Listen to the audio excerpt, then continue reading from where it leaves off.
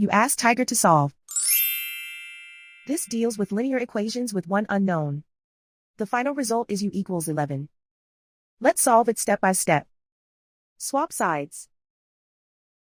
Group all constants on the right side of the equation. Add 15 to both sides. Simplify the arithmetic.